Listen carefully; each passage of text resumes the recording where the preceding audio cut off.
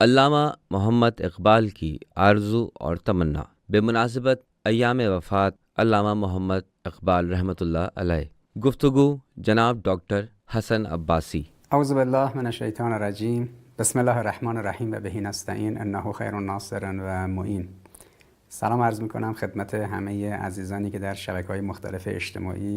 میں ان تمام افراد کی خدمت میں سلام عرض کرتا ہوں جو سوشل میڈیا کے مختلف پلیٹ فارمز پر بندے کی آواز سن رہے ہیں یا ویڈیو دیکھ رہے ہیں. علامہ محمد اقبال کی وفات کی مناسبت کے ایام ہیں. اس عظیم انسان نے گزشتہ 100 سال کے دوران اسلامی بیداری میں بہت بڑا کردار ادا کیا ہے. ان کی شخصیت، ان کے سماجی، ثقافتی، سیاسی اور دینی لحاظ سے نقطہ نظر کو دیکھیں یا بر صغیر کے اندر اسلامی بیداری میں ان کے مؤثر رول اور کردار اور اس کی بنیاد پر پاکستان کی تشکیل پر بات کریں. اس کے علاوہ اگر اس بے نظیر اور عظیم انسان کی ایران کے اندر اسلامی بیداری میں اہم ترین رول اور کردار کو دیکھا جائے جو اسلامی انقلاب کے برپا ہونے میں اصلی عوامل یعنی اسلامی بیداری میں سے ایک ہے، تو اس لحاظ سے ان کی شخصیت بہت اہم ہے.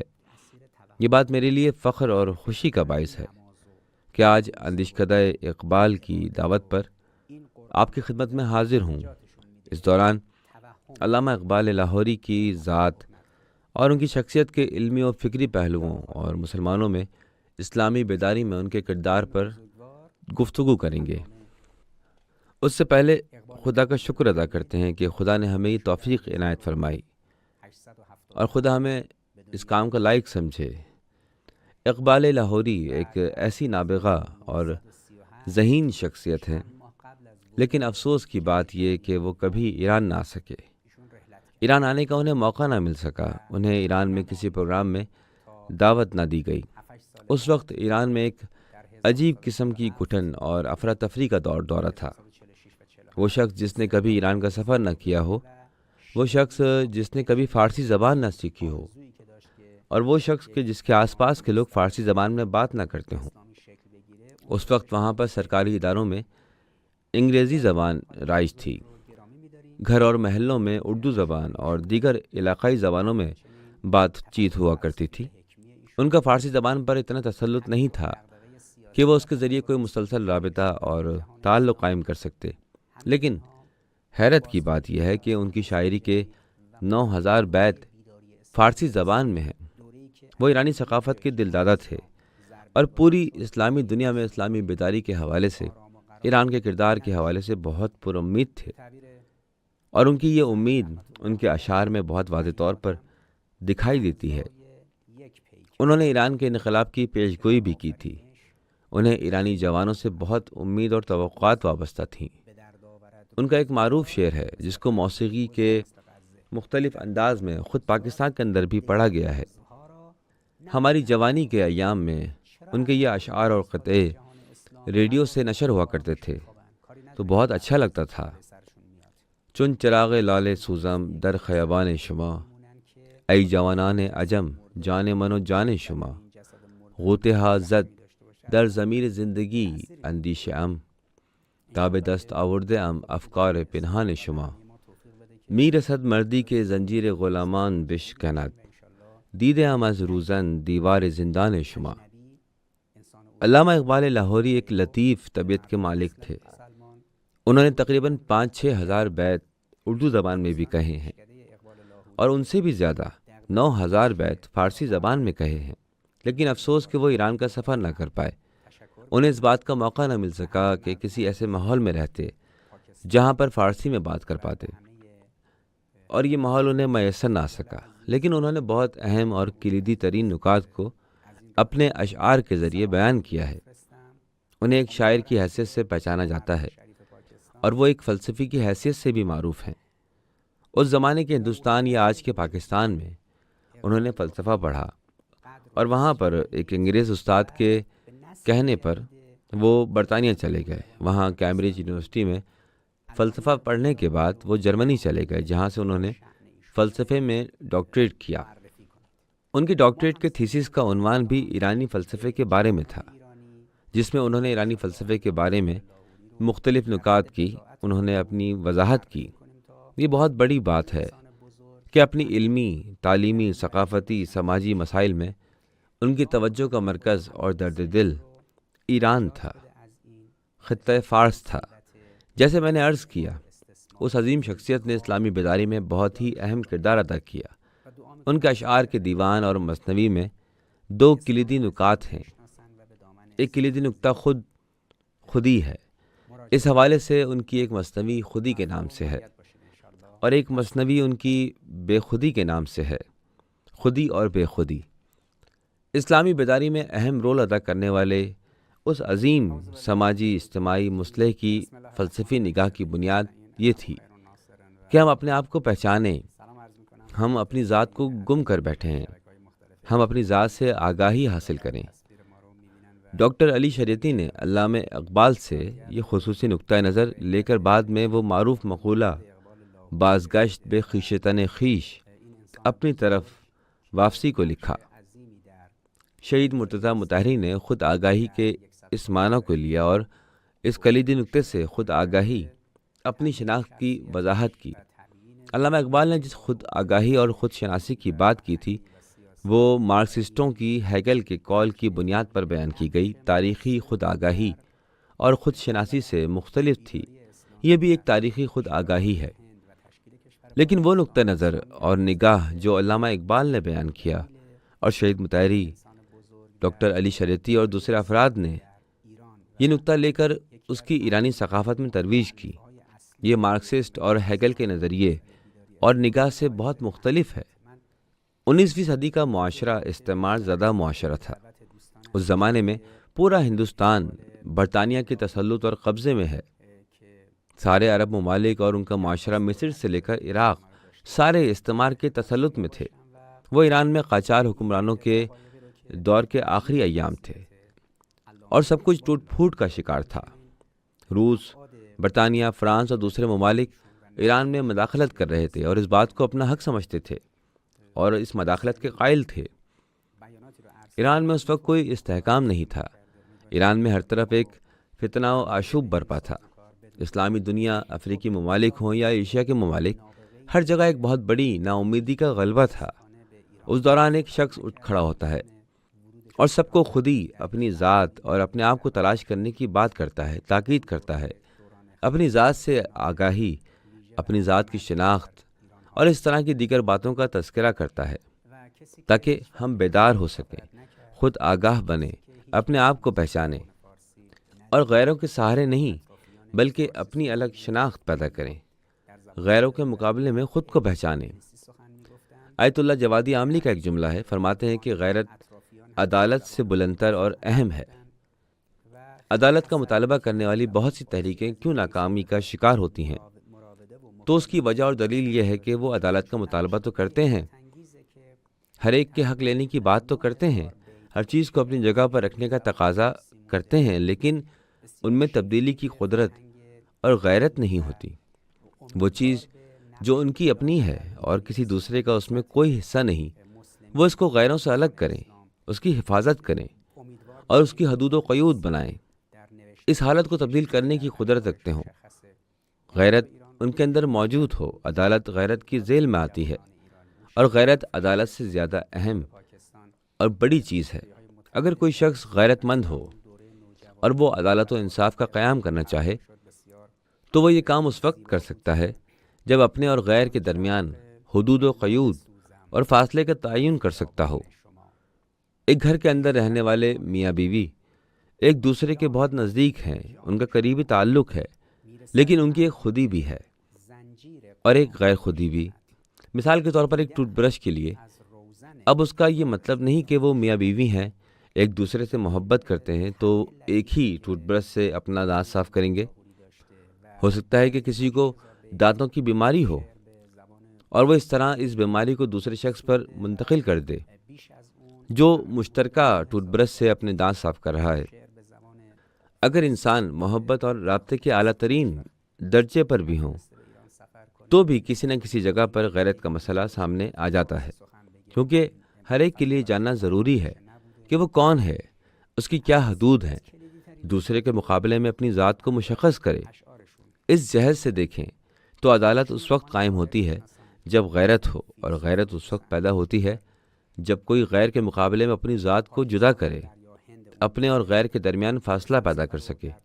ایسا نہ ہو کہ وہ دوسروں کے مقابلے میں خود کو چھوٹا اور ان کو بڑا سمجھے، اپنے آپ کو حقیر سمجھے، لیکن اس بات کو تو مشخص کرے کہ مختلف گوناگوں امور میں اس کی حدود و قیود ہیں، اور کیا حدود ہیں۔ دوسرے افراد، خاندان کے افراد یا اہم سماجی مسائل کے مقابلے میں وہ کہاں کھڑا ہے۔ اگر کوئی ایسا نہ ہو، مثلاً برطانیہ ایک چھوٹا سا ملک ہے، ایران کے ایک صوبے کے برابر ہے، یہ کئی ہزار کلومیٹر دور سے اٹھ کر آتے ہیں، ایک بہت بڑی سرزمین بر صغیر اور اتنی بڑی آبادی اور 500 ملین افراد کا استحصال کرتے ہیں۔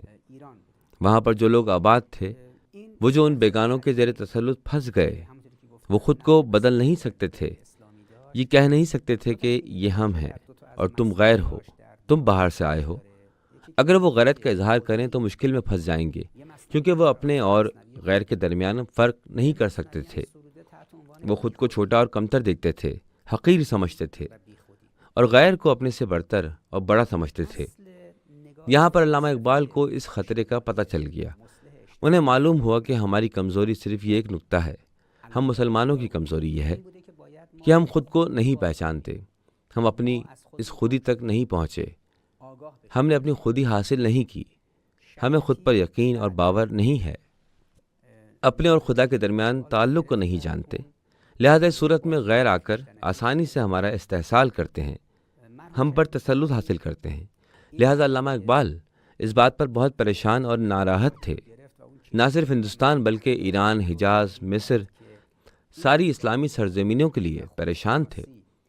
وہ اپنی جوانی کے ایام میں یورپ گئے، برطانیہ اور جرمنی میں تعلیم حاصل کی، فلسفے میں ڈاکٹریٹ کی ڈگری لی اور واپس لوٹ آئے۔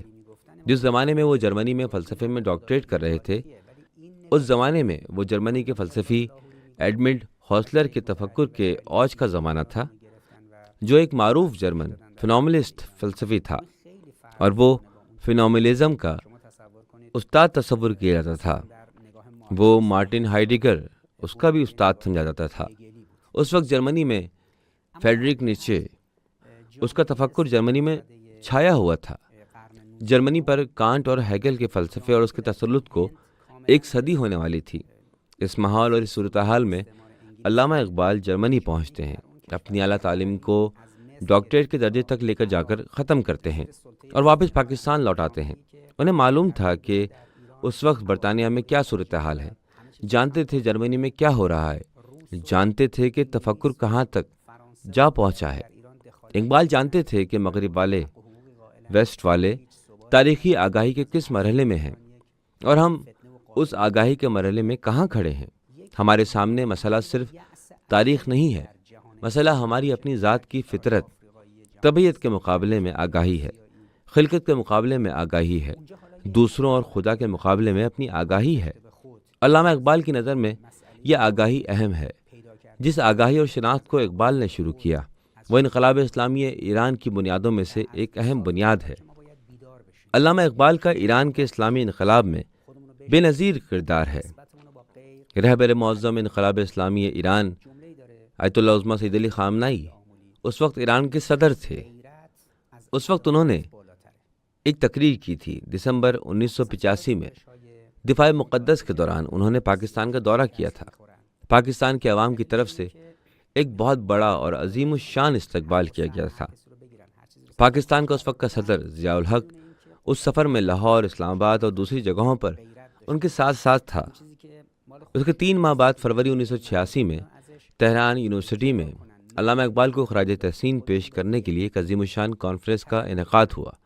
وہاں پر رہبر انقلاب اسلامی آیت اللہ عظمہ سید علی خامنائی نے ایک ایسی مفصل گفتگو کی جس میں انہوں نے علامہ اقبال کے مقام و مرتبہ، ایران میں اسلامی بیداری میں ان کے کردار کا ذکر کیا، انقلاب کے رہنماؤں اور خود اپنی ذات پر، یعنی رہبر معظم کی ذات پر علامہ اقبال کے اثرات کو بیان کیا کہ کیسے علامہ اقبال کے آراء و افکار نے انہیں متاثر کیا۔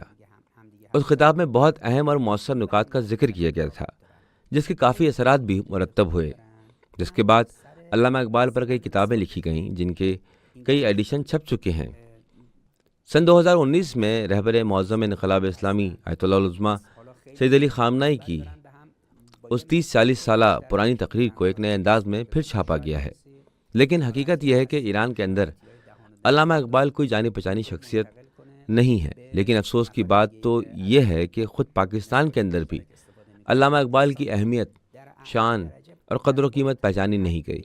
ہندوستان، بنگلہ دیش اور دوسری جگہوں پر علامہ اقبال کو اس طرح پہچانا نہیں گیا جو ان کی عظمت اور شان تھی، جو ان کا حق تھا۔ ضرورت اس بات کی ہے کہ ہم علامہ اقبال کی دوبارہ شناخت کریں۔ ہندوستان اور پاکستان میں علامہ اقبال کے کردار، استعمار کے خاتمے میں ان کے کردار بہت اہم ہے۔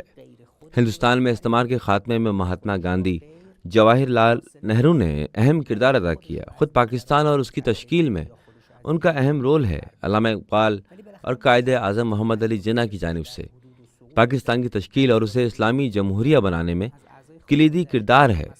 جیسے میں نے عرض کیا، اس طرح سے علامہ اقبال کی مقام و عظمت نہیں جانی گئی جس کے وہ اہل تھے۔ جیسے ہم جانتے ہیں کہ قائد اعظم محمد علی جناح نے پاکستان کی تشکیل کو ممکن بنایا۔ مسلمانوں کے ایک علیحدہ اور آزاد اسلامی معاشرے کی تشکیل کا آئیڈیا خود علامہ اقبال کا تھا۔ خصوصاً الہ آباد میں 30 دسمبر 1930 کو منعقد ہونے والی کانفرنس بہت اہم تھی۔ ابھی دیکھیں تو اجتماعی طور پر ہماری حالت یہ ہے کہ ان کی لکھی گئی کتاب اسلام میں تجدید فکریات اسلام کو تقریباً 100 سال گزر گئے ہیں۔ ہم واپس پلٹیں اور اس پر دوبارہ ایک نظر ڈالیں، اس کا جائزہ لیں، تو ہم اس ٹیکنالوجی کے دور میں بہت بہتر طور پر متوجہ ہوں گے۔ سائبر اور انٹرنیٹ کے زمانے میں، سوشل میڈیا کے دور میں، مصنوعی ذہانت AI کے دور میں، علوم کے طوفان کے زمانے میں دیکھیں کہ علامہ اقبال کا تفکر کیسے ہمارے لیے نئی راہیں کھول سکتا ہے۔ اور آج کی دنیا میں عوام کی سیاسی اور سماجی زندگی میں عموماً اور خاص طور پر اسلامی ممالک جیسے پاکستان، بنگلہ دیش، افغانستان، ایران، عراق، مصر، شام، ترکی اور دوسری جگہوں پر کیا رائے حل دے سکتا ہے۔ علامہ اقبال نے اپنے اہم ترین آثار میں سے ایک کتاب 1930 میں لکھی جس کا نام تجدید فکریات اسلام ہے۔ ایران میں اس کتاب کا انگریزی سے فارسی میں ترجمہ 1966 میں کیا گیا۔ یہ کتاب میری ہم عمر ہے۔ 1966 میں اس کتاب کا ایران میں ترجمہ ہوا اور میں نے اس کتاب کو اپنی جوانی کے ایام میں سڑک کنارے ایک کتاب فروش سے خریدا تھا۔ وہ جنگ اور دفاع مقدس کا دور تھا اور ہمارا جنگی علاقوں میں آنا جانا لگا رہتا تھا۔ ابھی یہ کتاب بہت پرانی ہو چکی ہے اور اس پر میرے لکھے ہوئے نوٹس بھی بہت پرانے ہیں۔ میرے لیے اس کتاب کی بہت زیادہ اہمیت تھی۔ اس زمانے میں میں نوجوان تھا۔ اس کتاب میں موجود نکات میرے لیے بہت اہم تھے۔ یہ کتاب علامہ اقبال کی 7 تقاریر پر مشتمل ہے اور اس کا موضوع یہ ہے کہ اسلامی دنیا میں اسلامی فکر کیوں مر گئی ہے اور اسلامی فکر کا کیسے پھر سے احیاء کیا جا سکتا ہے، کیسے دوبارہ زندہ کیا جا سکتا ہے۔ یہ ایک بہت بڑا دعویٰ ہے۔ دینی فکر مر گئی ہے اور ہم اسے زندہ کرنا چاہتے ہیں۔ علامہ اقبال اس کتاب میں موجود اپنی پہلی تقریر میں کہتے ہیں کہ جب یونانی تفکر اسلامی دنیا میں وارد ہوا، داخل ہوا، تو سقراط، افلاطون اور اس کے شاگرد ارسطو کے افکار نے اسلامی مفکرین کی نگاہ کو وسعت دی، لیکن اس نے ایک ضرب لگائی، قرآن کے مقابلے میں اسلامی مفکرین کی نگاہ کو اندھا کر دیا۔ یہ ایک بہت بڑی جرأت مندانہ بات ہے، یہ بات کہنا کہ سقراط، افلاطون اور ارسطو نے اسلامی مفکرین کو وسعت نگاہ دی، لیکن اس یونانی تفکر نے ایسا کام کیا کہ قرآن پر نظر رکھنے والے علماء اور عوام کو قرآن سے بیگانہ کر دیا۔ گویا یونانی تفکر کی چکا چوند نے مسلمان علماء اور عوام کو اندھا کر دیا۔ مجھے اس بات پر یقین ہے، خود ہمارے اپنے زمانے میں ایران کے اندر ایسے عظیم علماء موجود تھے جو اس بات کے معتقد تھے کہ افلاطون اور ارسطو پیغمبر تھے، لیکن میں علامہ اقبال کی بات سے اتفاق کرتا ہوں کہ افلاطون اور ارسطو کا تفکر انسان کو وسعت نگاہ تو دیتا ہے، لیکن جب اس عینک سے، افلاطون ارسطو کے تفکر کی عینک سے اگر کوئی قرآن کو دیکھے تو اسے قرآن سے کچھ بھی نہیں ملے گا۔ لہٰذا اس وجہ سے اسلامی اور دینی فکر مر چکی تھی۔ اگر ہم نجات حاصل کرنا اور بیدار ہونا چاہتے تھے اور اسلامی بیداری کے مرحلے تک پہنچنا چاہتے تھے تو اس کی ضرورت ایک کلیدی نقطہ تھا، اور وہ یہ ہے کہ ہم خود قرآن کی طرف رجوع کریں، یعنی قرآنی اندیشہ، قرآنی فکر، تفکر، عقل و خرد، تعقل کو پھیلائیں، وسعت دیں، اور یہ سب کچھ قرآن پر مشتمل ہو اور اسے تلاش کریں۔ ایران میں اسلامی انقلاب کی برکت سے مختلف فکری، فلسفی، چینی اور ہندوستانی فلسفی اور عرفانی مکاتب اور جدید مغربی تفکرات سب کی اسلامی جمہوریہ ایران میں تطہیر ہو گئی، کیونکہ کسی بھی ملک نے یہ دعویٰ نہیں کیا تھا کہ اس نے ایران کی مانند اسلامی نظام بنایا ہے۔ اسلامی جمہوریہ ایران کا نظام امام خمینی رحمۃ اللہ علیہ اور امام خامنہئی دامت اللہ علی دونوں بزرگواروں کی نظر میں ایک اہم اور کلیدی شعار کے تحت تھا، اور وہ تھا فکری استحکام و استقلال، یعنی ایران میں عوام فکری طور پر مستحکم ہوں، اس کی بنیاد بھی قرآن ہو، نقشہ خدا ہندسہ الہی، یعنی خدائی منصوبہ اور خدائی نظام، قانون بھی خدا کا اور نظام بھی خدا کا۔ یہ رہبر انقلاب اسلامی آیت اللہ خامنہئی کا جملہ ہے، الہی منصوبہ اور الہی نظام۔ جب آپ قرآن سے رجوع کرتے ہیں تو پتہ چلتا ہے کہ بہت سے یونانی تفکرات اور آراء پر سوالیہ نشان لگ جاتا ہے۔ مشرقی ممالک کی گزشتہ 3-4 ہزار سالہ تاریخ میں چینی اور ہندوستانی مکاتب فکر کے افکار و آراء پر سوالیہ نشان لگ جاتا ہے۔ جدید زمانے کے مفکرین پر سب سے زیادہ شک و شبہات اٹھتے ہیں۔ اسلامی علوم، مغربی انسانی، اسلامک اینڈ ویسٹرن ہیومنٹیز علوم آپس میں متضاد ہیں۔ علامہ اقبال اس بات کے معتقد ہیں کہ یونانی علوم نے مسلمان علماء کی دید اور نظر کو چکا چوند سے نابینا کر دیا ہے، اور اس طرح سے وہ قرآن اور اس کی تعلیمات کو حاصل نہیں کر سکے یا دور ہو گئے۔ علامہ اقبال نے اپنی اس کتاب کے شروع میں اس نقطے کا ذکر کیا ہے۔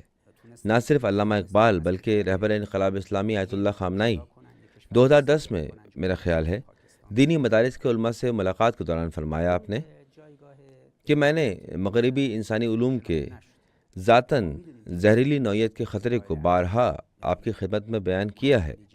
ان مغربی علوم کی بنیاد کوئی اور ہے، کچھ اور ہے۔ ان مغربی علوم کی بنیاد اور اساس اسلام کی اساس اور بنیاد کے ساتھ متضاد ہے، متصادم ہے۔ اگر علامہ اقبال کہتے ہیں کہ ہمیں اپنی خودی کی جانب لوٹنا چاہیے، ڈاکٹر علی شریعتی کے بقول اپنی طرف واپسی کا سفر، بازگشت بے خویشتن خویش، اپنی خود شناسی کریں، ہم اپنی ہویت اور شناخت کی تعریف کریں۔ مغربیوں کے بقول آئیڈینٹی اور عربی میں ماہویت، یعنی ہم خودی، آئیڈینٹی، کون اور کیا ہے۔ اگر ہم اپنی کون اور کیا کو بیان کرنا چاہیں تو یہ دیکھیں گے کہ ہمارا تفکر کیا ہے، کیا یہ فکر ہماری اپنی ہے؟ اور جب ہم ارسطو کی طرح فکر کر رہے ہیں، سوچ رہے ہیں، یا مثلاً افلاطونی فکر کر رہے ہیں، تو ہم اس وقت کیا سوچ رہے ہیں؟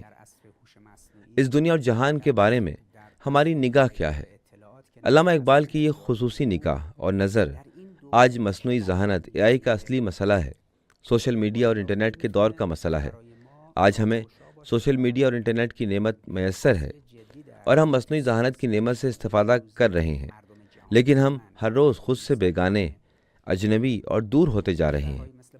فرانسویوں کے بقول ہم ایلنزائڈ ہو رہے ہیں، اپنے آپ سے اجنبی ہو رہے ہیں، خود اپنے بارے میں زیادہ لا علم ہو رہے ہیں، ہم خود اپنے آپ کو گم کر رہے ہیں۔ اصالت اور اہمیت ہماری اپنی ذات کی ہے۔ ایگوئزم یہ محور ہے، دوسرے لوگ مہم نہیں ہیں، ہم خود اہم ہیں۔ انفرادیت، انڈیویجولزم، یعنی ہماری فردیت اہم ہے، ہمارا کسی اجتماع سے کیا لینا دینا۔ ہم میں ہر ایک اپنی تنہائی پر نظر ڈالے۔ 5 سال پہلے برطانیہ نے اپنے ملک میں وزارت تنہائی کی بنیاد رکھی ہے۔ 2 سال بعد جاپان نے وزارت تنہائی یا انڈیویجولزم بنائی ہے۔ برطانیہ کی 75-76 ملین آبادی میں سے 9 ملین افراد مجرد اور تنہا ہیں، یعنی تنہائی کا شکار ہیں، ان کا شادی کا کوئی ارادہ نہیں ہے، وہ بالکل تنہا زندگی گزار رہے ہیں۔ دنیا کے سارے ممالک فیملی، خاندانی امور کے لیے فیملی کی وزارت بنا رہے ہیں، جبکہ برطانیہ اور جاپان نے تنہائی کی وزارت بنائی ہے۔ آج کا ایک انسان کیوں ایک گھر میں اپنی بیوی کے ساتھ زندگی نہیں گزار سکتا؟ آج کا انسان کیوں ایک کتے کے ساتھ زندگی گزار رہا ہے، ایک بلی کے ساتھ جی رہا ہے، ایک غیر انسانی موجود کے ساتھ زندگی بسر کر رہا ہے؟ انسان کے سر پر کیا مصیبت ٹوٹی ہے؟ جدید ماڈرن تفکر نے ہمیں کیسے خود سے بیگانہ کر دیا ہے، کیسے ہمیں الینائزڈ کر دیا ہے۔ اس ایگوئزم اور انڈیویجولزم کا معنی کیا ہے؟ یہ انفرادیت اور خود محوری کا معنی کیا ہے؟ ایگو سینٹرزم یعنی کیا؟ خود میری ذات محور اور مرکز ہے۔ 100 سال پہلے 1930 میں دینی تفکر کا احیاء کتاب میں علامہ اقبال نے ان سوالوں کا جواب دیا تھا۔ جب انہوں نے مثنوی خودی لکھی تو 2-3 سال کے وقفے سے 1916 میں مثنوی بے خودی لکھی۔ یہاں پر خودی اور بے خودی کا معنی اپنے اور پرائے بیگانے نہیں ہے، خودی اور غیر یہ معنی نہیں ہے۔ یہاں پر خودی سے ان کی مراد فردیت، انفرادیت ہے، اور بے خودی یعنی جمعیت، فرد اور جمع ہے۔ شاید آپ کے ذہن میں یہ سوال پیدا ہو کہ یہ خودی اور بے خودی کا جو علامہ اقبال نے تذکرہ کیا ہے تو اس کی وجہ کیا ہے کہ اس زمانے میں جرمنی میں ایڈمنڈ ہاسلر اور اس کے شاگرد مارٹن ہائیڈگر فلسفہ وجودیت ایگزسٹینشلزم وجود میں آ رہا تھا، اور علامہ اقبال کی اس خودی اور بے خودی سے مراد اجتماعی وجودیت، سوشل ایگزسٹینشلزم۔ مختلف فلسفی دلائل کی بنیاد پر یہ بات درست نہیں ہے، اور یہاں پر ان کا ذکر کرنے کی گنجائش بھی نہیں۔ ایران کے اندر بعض لکھاریوں نے جیسے اس بات کا دعویٰ کیا کہ خودی اور بے خودی سے علامہ اقبال کی مراد وہی وحدت الوجود ہے، یا اس سے بھی آگے کثرت در وحدت یا وحدت در کثرت ہے۔ اس بات کو بھی متعدد افراد نے رد کیا ہے۔ خود رہبر انقلاب نے اپنی 1985 کی تقریر میں اس بات کو رد کرتے ہوئے فرمایا تھا کہ جو کہتے ہیں کہ علامہ اقبال ملا صدرہ کی حکمت متعالی فلسفہ سے متاثر ہیں، علامہ اقبال نے جس خودی اور بے خودی کا ذکر کیا ہے، خودی کا معنی کثرت در وحدت، اور اس کے برعکس جب بے خودی تک پہنچتے ہیں تو اصطلاحاً یہ الٹ ہو جاتا ہے، وحدت در کثرت یا کثرت در وحدت۔ یہ بات بھی درست نہیں ہے۔ علامہ اقبال کی خودی اور بے خودی نہ ملا صدرہ کا فلسفہ حکمت متعالی ہے اور نہ جرمنوں کا فلسفہ ایگزسٹنس سے ہے۔ یہ ایک بہت ہی سادہ سی بات ہے۔ یہ اپنی ذات کی طرف لوٹنے، خود آگاہی کا نام ہے۔ جب انسان اپنے آپ کو پہچان لے، اپنی شناخت اور ہویت کو پالے کہ وہ کون ہے، کیا ہے، اس کے عوام کون ہے، اور اس عالم خلقت سے اس کا تعلق کیا ہے، دوسروں کے مقابلے میں اور خدا کے مقابلے میں اس کی نسبت کیا ہے، اور جب انسان اپنی اس خودی تک جا پہنچتا ہے تو وہ ابھی موجود ہے، اس کا اس جرمن ایگزسٹنس فلسفے سے کوئی تعلق نہیں ہے۔ بے خودی کیا ہے؟ اس خود کی مثال تو سمندر میں پانی کے قطرے جیسی ہے۔ ابھی اس کی شناخت یہ ہے کہ یہ پانی کا ایک قطرہ ہے۔ جب یہ سمندر میں مل جاتا ہے تو پھر اس کی اپنی کوئی ذات نہیں ہے، اور ابھی یہ قطرہ نہیں ہے، یہ بے خود ہو گیا ہے، اپنی ذات سے بے خود ہو گیا ہے، ابھی یہ ایک جمع اجتماع میں ہے۔ دراصل علامہ اقبال کو ایک بہت بڑا خطرہ نظر آ رہا تھا۔ عالم اسلام میں اول تو مسلمان اپنے آپ کو نہیں پہچانتے تھے، اور وہ اپنی خودی تک نہیں پہنچے تھے، اور انہیں اپنی خودی کا علم تک نہیں تھا۔ اپنے وجود، اپنی ہویت، اپنی شناخت کو خودی کے لحاظ سے نہیں پہچان پائے تھے، حاصل نہیں کر پائے تھے۔ جب انہوں نے اپنی ہویت اور شناخت کو پا لیا اور ایک خود میں بدل گئے جس کی ابھی کوئی ہویت اور شناخت ہے، تو اب ان کو ایک اجتماع تشکیل دینے کی ضرورت ہے۔ جب اجتماع بن گیا تو پھر وہ خود اجتماعی نظام میں حل ہو جائے۔ قطرہ دریا میں حل ہونے کے بعد اپنی شناخت اور ہویت کا اظہار نہ کرے، اپنے آپ کو دوسروں سے الگ کوئی چیز سمجھے اور اس کا اظہار کرے، بلکہ اس سمندر میں اس کو حل ہو جانا چاہیے، شامل ہو جانا چاہیے، گم ہو جانا چاہیے۔ سمندر کے مقابلے میں اس پانی کے قطرے کی کیا اہمیت ہے؟ سب پانی ہے۔ یہاں پر اقبال مثنوی میں خودی لکھتے ہیں کہ یہ خودی بے خودی میں بدل جاتی ہے، اور یہ خودی بے خودی استعمار کے مقابلے میں فکری تحریکوں کی بنیاد بن جاتی ہے، جس کا سب سے پہلا نمونہ اور نشانی خود ہندوستان و پاکستان ہے، جو انگریزی استعمار سے 1947 میں آزادی حاصل کر لیتے ہیں۔ ہندوستان اور پاکستان ایک دوسرے سے الگ ہو جاتے ہیں، اور پاکستان نام کا ملک وجود میں آتا ہے، اور خود اور بے خودی کا پہلا اثر اور اس کا نمونہ ہے۔ اس خودی و بے خودی کا دوسرا اثر ایران میں انقلاب اسلامی ایران کی صورت میں نکلا۔ ایران کا اسلامی انقلاب اب اس بے خودی کی موج پر توجہ مرکوز کیے ہوئے ہے۔ اس کا معنی کیا ہے؟ اس کا معنی یہ ہے کہ خودی کا مسئلہ اب ایران میں حل ہو گیا ہے۔ ایرانیوں نے انقلاب برپا کیا ہے اور ایک خود بن گئے ہیں۔ اب اس خود کو اجتماعی نظام میں حل ہونا ہے، بے خودی کی تشکیل کرنی ہے اور اصطلاحاً فردی انانیت اور تکبر کو ختم کرنا ہے اور ایک نظام کی تشکیل کرنی ہے۔ یہ وہ دور اور وقت ہے جو علامہ اقبال کی دوسری مثنوی کی بنیاد پر ایک نئی شکل و صورت پا رہا ہے۔ مثنوی خودی اور مثنوی بے خودی اجتماعی نظام میں نفسیاتی شناخت اور جامع شناختی اجتماعی شناخت کی دو بہت اہم ابحاث ہیں۔ اگر مصر، حجاز، ہندوستان، پاکستان، افغانستان، بہت سی ایرانی عوام کا اگر اس مثنوی پر تسلط ہو تو آج جہان اسلام کی بہت سی مشکلات حل ہو چکی ہوتی، ختم ہو چکی ہوتی۔ ہم اپنے آپ کو کس کے مقابلے میں تعریف کرتے ہیں؟ دیکھتے ہیں مغرب کے لائف اسٹائل رہن سہن کے میدان میں ہم ان کے ساتھ موازنہ کرتے ہیں، اقتصادی میدان میں ان کے ساتھ موازنہ کرتے ہیں، ٹیکنالوجی کے میدان میں ان کے ساتھ موازنہ کرتے ہیں۔ ہم اپنی شناخت اور ہویت کو مغربی ممالک سے لیتے ہیں۔ علامہ اقبال گلا و شکوہ کر کے اس بات کا اظہار کرتے ہیں، ہم ایک عجیب انداز میں مغرب کی جانب بھاگ رہے ہیں۔ اگر ہم خود کو پہچان لیں، اپنی ذات کی شناخت کر لیں، دراصل ہم اپنے اور غیر کے درمیان فرق بھول گئے ہیں۔ ہم مغرب کے پیچھے بھاگ رہے ہیں اور بھاگ کر ان سے علم و ٹیکنالوجی اور دوسری چیزیں لے رہے ہیں۔ ہمیں اپنے اور ان کے درمیان کوئی فرق تو رکھنا چاہیے۔ اگر کوئی شاگرد اپنے استاد کے پاس جا کر درس پڑھے تو وہ استاد میں حل ہو کر ختم نہیں ہو جاتا، کیونکہ خود اس کی بھی اپنی الگ شناخت اور ہویت ہے، لیکن اسے معلوم ہے کہ اس کے اور استاد کے درمیان ایک فاصلہ ہے، تغیر موجود ہے، غیرت موجود ہے۔ یہاں سے وہاں جا کر درس پڑھتا ہے اور واپس آ جاتا ہے، لیکن خود اس کی اپنی ہویت تو محفوظ رہنی چاہیے۔ یہاں اس مقام پر خودی تشکیل پاتی ہے۔ علامہ اقبال کے مطابق ہم بے خودی کے مرحلے تک کیوں نہیں پہنچ پاتے؟ کیونکہ ہم اپنے اور دوسروں کے درمیان موجود اختلافات کو ختم نہیں کر پاتے۔ جب تک میں اور آپ، ہم جو کچھ ہیں اس پر اختلاف کرتے رہیں، میری اپنی خودی تھی، آپ کی اپنی خودی تھی، ہم دونوں ان اختلافات کو ختم کریں اور بے خودی کے مرحلے تک پہنچ جائیں، ایک دوسرے کے مقابلے میں ہم خود نہ ہوں، اس طرح سے اختلاف ختم نہیں ہوتے۔ علامہ اقبال کی نظر میں جہان اسلامی عموماً اور اس وقت کے ہندوستان اور پاکستان خصوصاً اس اختلاف کی مشکل میں گرفتار تھے، لہٰذا انہوں نے مثنوی بے خودی لکھی کہ اپنے مقابل میں دوسروں کی تعریف کریں۔ جب آپ کسی اجتماع کا حصہ ہیں تو اس وقت اشتراکت پر توجہ مرکوز کریں، افتراکت، ایک دوسرے سے دوریوں اور تفرقے پر تمرکز نہ کریں۔ جہان اسلام کا اصلی درد اور مشکل تفرقہ ہے۔ 100 سال پہلے بھی ایسے ہی تھا اور آج بھی یہی ہے۔ علامہ اقبال نے اپنی مثنوی خودی اور بے خودی کے ذریعے اپنے اجتماعی، سیاسی اور ثقافتی فلسفے کی بنیاد ڈالی۔ جہاں پر ان کے اس فلسفے کو سمجھا اور اس پر عمل کیا گیا، وہاں پر اس کے حیرت انگیز اثرات مرتب ہوئے۔ بالخصوص ایران کے اسلامی انقلاب پر اس کا گہرا اثر ہے۔ جہاں پر اقبال کے فلسفے پر توجہ نہیں دی گئی اور اس کے بجائے ہم مغرب کے گھسے پٹے ثقافتی، سماجی اور سیاسی فلسفے کو لے کر آئے اور اسے اپنے معاشرے میں لاگو کیا، تو ہمیں اس کے منفی اثرات اور نتائج دیکھنے کو ملے۔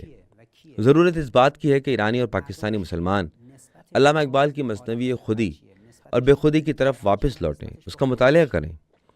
یہ مثنویہ کیونکہ فارسی میں ہے، اس وجہ سے ہندوستان اور پاکستان کے بہت سے مسلمان اس کو پڑھ نہیں سکتے۔ پاکستانیوں کی اکثریت اردو زبان بولنے والی ہے اور خود فارسی میں لکھی گئی ان مثنویوں خودی اور بے خودی کے لطیف فارسی شعری نکات کو اچھی طرح سمجھنے سے قاصر ہیں، لیکن افغانستان کے عوام سمجھ سکتے ہیں، تاجکستان کے لوگ بھی سمجھ سکتے ہیں، ایران کے عوام سمجھ سکتے ہیں۔ جو لوگ سمجھ سکتے ہیں وہ اس سے استفادہ کریں، انہیں پتہ چلے گا کہ ان کے بہت سے سماجی دردوں اور مشکلات کا حل اجتماعی سیاسی نظام میں اس خودی اور بے خودی کے فرق کرنے میں ہے۔ یہ کتاب 57 سال پہلے ایران میں ترجمہ ہوئی ہے، اور جس چیز نے مجھے مجبور کیا کہ میں اس کتاب کو اپنے ساتھ لے کر آؤں اور آج آپ سب کو کیمرے کے سامنے ایک کتاب دکھاؤں اور ثقافتی اور فکری اور دینی فکر کے احیاء کے ابحاث میں دلچسپی لینے والے نوجوانوں سے درخواست کروں کہ کتاب میں موجود علامہ اقبال کی تقاریر کو ضرور پڑھیں۔ جب ایران میں 1966 میں علامہ اقبال کی کتاب دینی فکر کی احیاء کا مکمل ترجمہ چھپا تو شہید مرتضیٰ مطہری نے اپنی 5-6 تقاریر میں اس کتاب کا تجزیہ و تحلیل اور تبصرہ کیا اور کچھ تکمیلی نکات بیان کیے۔ اس کتاب کے کچھ نکات کو رد بھی کیا۔ اس کتاب کا نام تھا احیاء تفکر اسلامی۔ شیخ مطہری کی اس کتاب کا جو نسخہ میرے پاس ہے، یہ کتاب انقلاب کے بعد چھپی۔ میں نے اس کتاب کو 1986 میں تقریباً 40 سال پہلے لیا تھا، اور آج ہم دوبارہ علامہ اقبال کی لکھی گئی کتاب دینی فکر کا احیاء اور شیخ مطہری کی اسلامی فکر کا احیاء کی طرف پلٹتے ہیں، اور جب پلٹتے ہیں تو نظر آتا ہے کہ ہم آج بہت دور کھڑے ہیں۔ ہم ابھی تک اسلامی فکر کے احیاء کے مرحلے تک نہیں پہنچے۔ آج غزہ کی جنگ کو 180 دن 6 ماہ سے زیادہ کا وقت گزر چکا ہے، اور وہ غاصب صہیونی ریاست کی بمباری کی زد میں ہے، محاصرے میں ہے۔ حزب اللہ لبنان کو فلسطینیوں کی مدد کرنے سے روکنے، انصار اللہ یمن کو فلسطینیوں کی مدد اور جنگ سے روکنے، عراق کی اسلامی مزاحمت کو صہیونی غاصب ریاست سے لڑائی سے روکنے اور غزہ پر دباؤ کم کرنے سے بچانے کے لیے مزاحمتی مقاومتی محاذ کے کمانڈروں کو شہید کر رہے ہیں۔ عراق، شام، لبنان اور حتیٰ ایرانی کمانڈرز کو بھی ٹارگیٹ کر رہے ہیں۔ جب انہوں نے ایران کے سفارت خانے پر بمباری کی، جس میں چند ایرانی کمانڈر شہید ہوئے، شہید ہونے والوں میں جنرل زاہدی بھی شامل تھے، ایران نے چند دن کے بعد جواب دیا۔ 10-12 دن کے بعد ایران نے تیار ہو کر ایک بڑا ڈرون اور میزائل حملہ انتقام لینے کی غرض سے کیا، اور اسے بتایا کہ صہیونی غاصب ریاست، تم کمزور، ولنریبل ہو، اور ہم نے عوام کو مارنے کے لیے حملہ نہیں کیا، ہم تمہارے جیسے نہیں ہیں۔ لیکن ایک بات یاد رکھو، اگر ہم حملے کا فیصلہ کر لیں تو تم خود دیکھ لو کہ یہ آئرن ڈوم، ترقی یافتہ میزائل روکنے والے ایرو، پیٹریاٹ، فلاخن اور دوسرے دفاعی نظام ان کو روک نہیں سکتے، ہمارے حملوں کو روک نہیں سکتے۔ ہمارے اسلحے نے ان سارے نظاموں کو عبور کیا ہے، ناکام بنا دیا ہے، کیونکہ یہ خدا کا ارادہ ہے۔ خدا نے فرمایا ہے، وما رمیت اذ رمیت ولکن اللہ رما۔ اے پیغمبر، یہ تیر تم نے نہیں، خود میں، خدا نے وہ تیر ہدف پر مارا ہے۔ جب کام خدا کے لیے ہو، اگر کوئی اس نیت سے ڈرون اور میزائل مارے تو یقیناً وہ ہدف پر لگیں گے، کیونکہ یہ خدا کا ارادہ ہے۔ ایران نے جواب دیا۔ آپ مشاہدہ کر رہے ہیں، دنیا کے 1.5 ارب مسلمان صہیونی غاصب ریاست کے مقابلے میں خاموش تماشائی بنے بیٹھے ہیں۔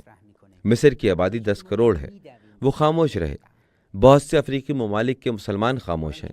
ایشیائی ممالک کے بہت سے اسلامی ممالک خاموش، چپ سادے بیٹھے ہیں۔ ترکی میں خاموشی سے بیٹھے ہیں۔ انڈونیشیا میں سکوت ہے۔ 20 کروڑ سے زیادہ کی آبادی ہے۔ کیا انہیں نظر نہیں آتا کہ غزہ میں مسلمانوں کا قتل عام جاری ہے؟ کیونکہ انڈونیشیا کا معاشرہ علامہ اقبال کے مطابق خودی اور بے خودی کے مرحلے تک نہیں پہنچا، کیونکہ انڈونیشیا میں دینی فکر کا احیاء نہیں ہوا۔ 20 کروڑ سے زیادہ مسلمان انڈونیشیا میں ہیں۔ ان کی ایک طاقتور فوج ہے، اقتصادی لحاظ سے بہت مضبوط ہیں، اور ان کا بین الاقوامی برادری پر دباؤ غزہ کے عوام کے قتل عام کو روک سکتا ہے، لیکن وہ کوئی کام نہیں کرتے، کوئی اقدام نہیں کرتے۔ ہندوستان کے اندر 25 کروڑ سے بھی زیادہ مسلمان موجود ہیں، لیکن ہندوستان ان ممالک میں سے ایک ہے جس کے صہیونی غاصب ریاست سے بہت قریبی تعلقات ہیں۔ اس غزہ کی جنگ میں ہندوستان نے صہیونی ریاست کی حمایت کی ہے، لیکن ہندوستان کے مسلمانوں کا اثر و رسوخ کہاں ہے؟ ترکی کے عوام مسلسل سڑکوں پر ہیں، مظاہرے کر رہے ہیں، اپنی حکومت سے مطالبہ کر رہے ہیں کہ زرعی اجناس اسرائیل بھیجنا بند کرو، لیکن اردوغان کی حکومت میڈیا پر ایک بات کہتی ہے لیکن عملی طور پر اسرائیل کی مدد کرتی ہے۔ غزہ کے عوام محاصرے میں ہیں، لیکن آذربائیجان میں الہام علیوف اور اس کی حکومت اسرائیل کی تیل، پیٹرول اور توانائی کی دیگر دوسری ضروریات مکمل طور سے پوری کر رہی ہے۔ علامہ اقبال کے نقطۂ نظر سے آذربائیجان میں خودی اور بے خودی کا پتہ نہیں چل سکا۔ خودی اور بے خودی ترکی میں پیدا نہیں ہو سکی۔ انڈونیشیا میں خودی اور بے خودی کی سمجھ نہیں آ سکی۔ غزہ کی ہمسائیگی میں موجود 10 کروڑ مصری پیدل جا کر ان رکاوٹوں کو، ان دیواروں کو اکھاڑ پھینک سکتے ہیں اور غزہ کے عوام کو نجات دے سکتے ہیں۔ مصریوں کو اس بات کی سمجھ نہیں آ سکی۔ ابھی مصر میں کیا فائدہ کہ وہاں کے عوام حافظ قرآن ہوں، تلاوتیں کریں؟ کیا رسول اللہ صلی اللہ علیہ وآلہ وسلم نے نہیں فرمایا تھا کہ کوئی اس حال میں صبح و شام کرے کہ وہ تکلیف میں مبتلا دوسرے مسلمان کے بارے میں فکر نہ کرے تو وہ مسلمان نہیں ہے؟ ابھی آپ جو بھی کہتے رہیں کہ مصر میں قرآن کے حافظوں کی تعداد اتنی زیادہ ہے، الازہر یونیورسٹی مصر میں کئی لاکھ طالب علم پڑھتے ہیں، مصر کی 5 لاکھ کی فوج ہے، اس کا کیا فائدہ؟ غزہ میں مسلمان شہید کیے جا رہے ہیں۔ جب ایران نے اسرائیل پر حملہ کیا اور جوابی کارروائی کی، میزائل مارے، تو ایک اسلامی ملک اردن نے اپنے دفاعی نظام کے ذریعے ایرانی میزائلوں کا راستہ روکا۔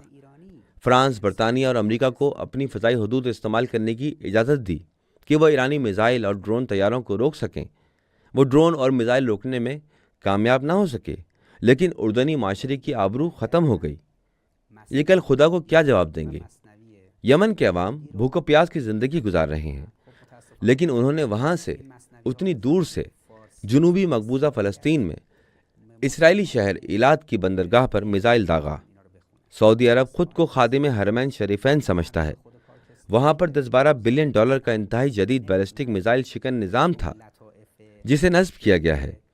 انہوں نے اپنے اس نظام سے اسرائیلی ایلات شہر کی بندرگاہ پر جانے والے اس یمنی میزائل کو روک لیا۔ تو تم ایک اسلامی ملک ہو، حجاز میں مکہ اور مدینہ ہے، تم اسلام کا دفاع کرو، تم نے اپنی ہویت اور شناخت اسلام سے لی ہے، پھر کیوں صہیونی غاصبوں کو اس بات کی اجازت دیتے ہو کہ غزہ میں صہیونی غاصب مسلمانوں کو شہید کریں، جبکہ تم سعودی اور تمہاری حکومت اسرائیلیوں کی مدد کر رہے ہیں کیونکہ ان کے ممالک میں دینی فکر مر چکی ہے۔ ان ممالک میں دینی فکر مر چکی ہے۔ گزشتہ سال انڈونیشیا میں ایک کانفرنس منعقد ہوئی۔ اس کانفرنس میں انڈونیشیا کی حکومت اور ان کے صدر نے ایک بہت اہم فیصلے کا اعلان کیا۔ اس کانفرنس میں ساری اسلامی دنیا کے تصوف اور صوفی فکر کے رہنماؤں کو جمع کیا گیا تھا۔ انڈونیشیا حکومت نے باقاعدہ اعلان کیا کہ ہم ایک ایسے اسلام کو ترویج کرنا چاہتے ہیں، پھیلانا چاہتے ہیں جو صوفی اسلام ہو، جو عرفانی اسلام ہو، جہاد اور شہادت والا اسلام نہ ہو۔ کون ایسے اسلام کو ناپسند کرے گا جس میں سب حافظ قرآن ہو، اپنے کان پر ہاتھ رکھ کر خوبصورت انداز میں تلاوت کرتے پھریں؟ کون ایسے اسلام سے مخالفت کرے گا جس میں صرف مصلے پر نماز پڑھی جائے، باقی سب کام کرے لیکن شمشیر کو ہاتھ نہ لگائے، ظالم کے مقابلے میں نہ کھڑا ہو، اسلحہ نہ اٹھائے، اپنے حق کا دفاع نہ کرے؟ وہ اسلام مر چکا ہے۔ کون یہ بات کہتا ہے؟ علامہ اقبال یہ بات کہتے ہیں اس کتاب کے 7ویں مقالے میں، جو ایک تقریر ہے جس کا عنوان ہے کیا دین کر سکتا ہے؟ کیا دین اس قابل ہے؟ یہ بہت اہم نظریہ ہے۔ کیا دین آج کے دور میں باقی رہ سکتا ہے؟ جی ہاں، دین باقی رہ سکتا ہے، لیکن اس کی ایک شرط ہے کہ مسلمان بیدار ہوں۔ 1.5-2 ارب مسلمان خاموش ہو کر بیٹھے ہیں۔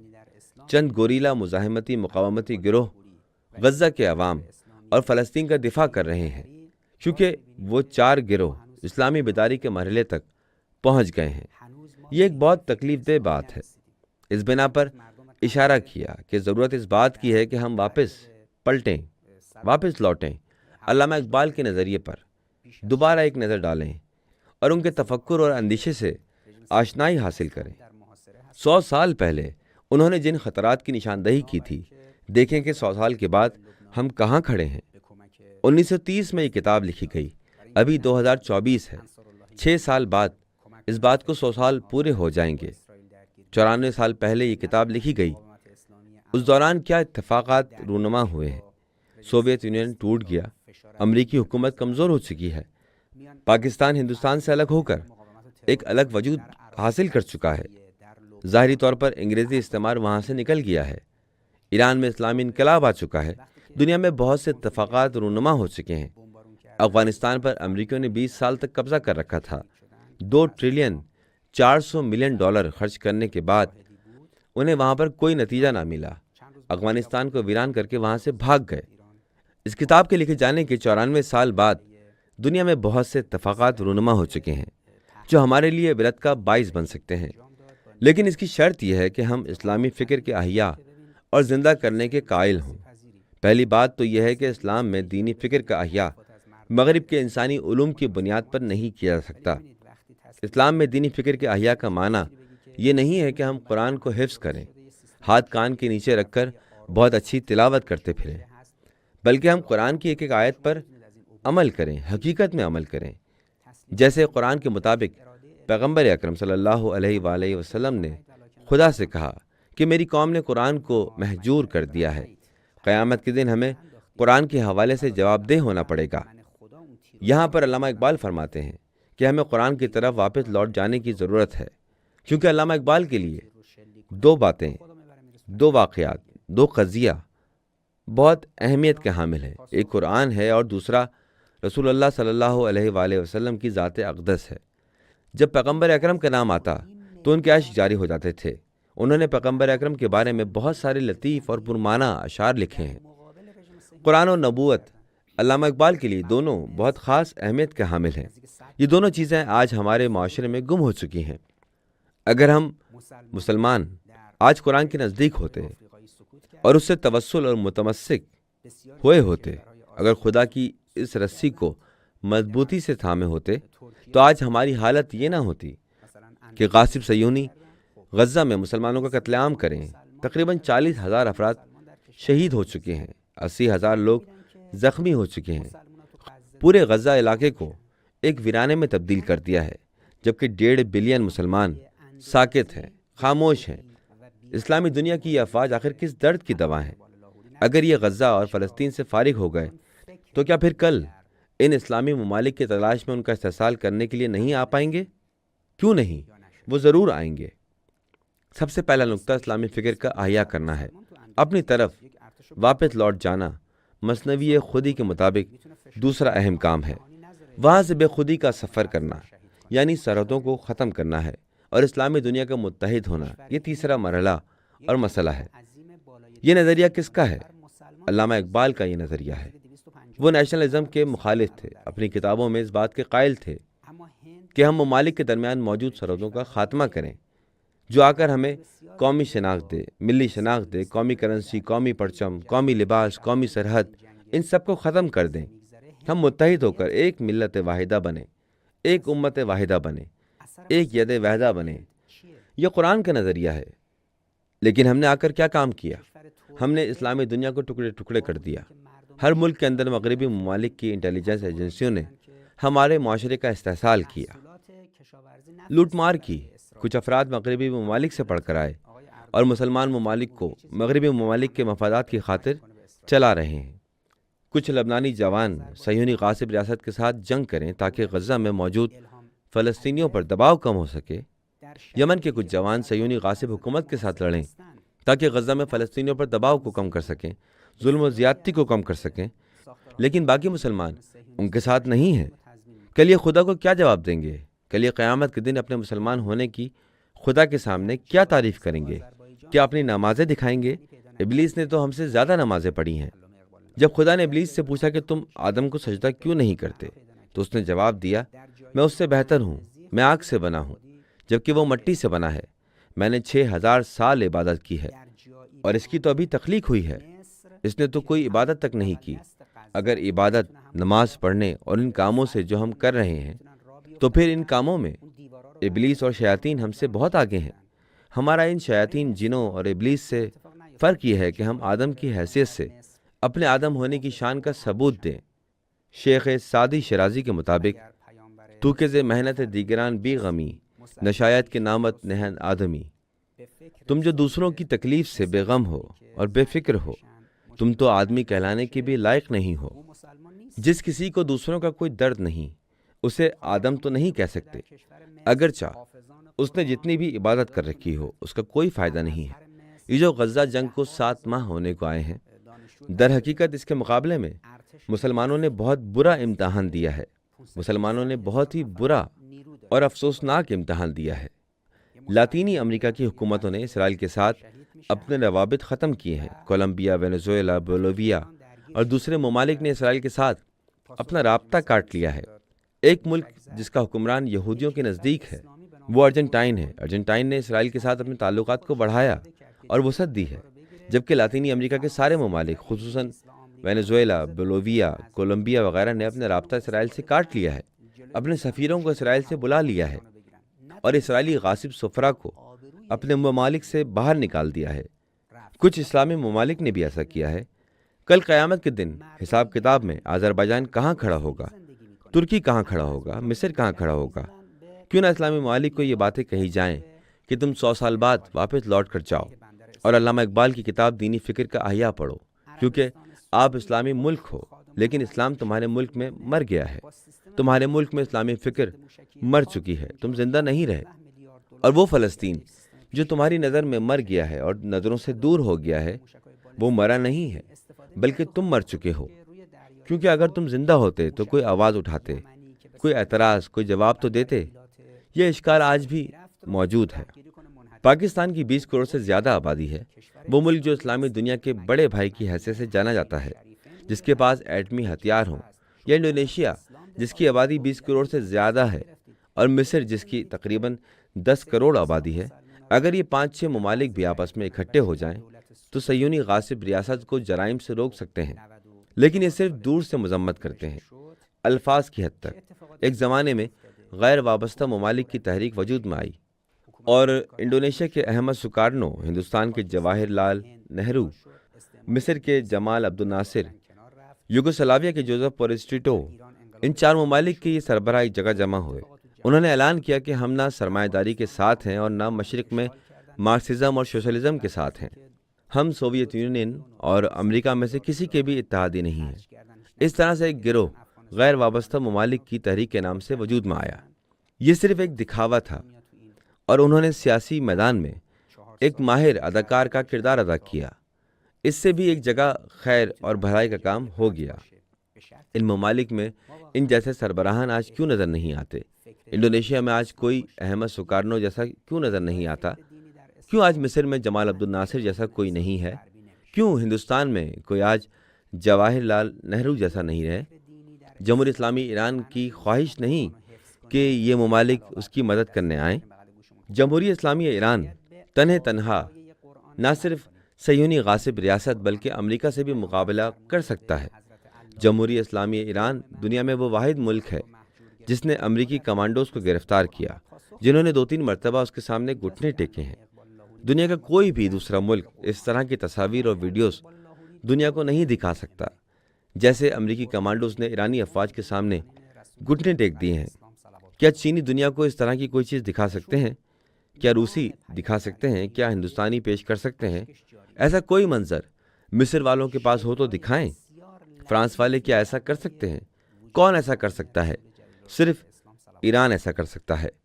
برطانوی فوج کے نیوی کمانڈوز ایران کے ہاتھوں گرفتار ہوئے، وہ ایرانی پانیوں میں داخل ہوئے۔ ایران نے طاقت کے زور پر ان کو گرفتار کیا اور انہیں گرفتار کر کے لائے، ان کا فوجی لباس اتارا، سویلین لباس پہنایا۔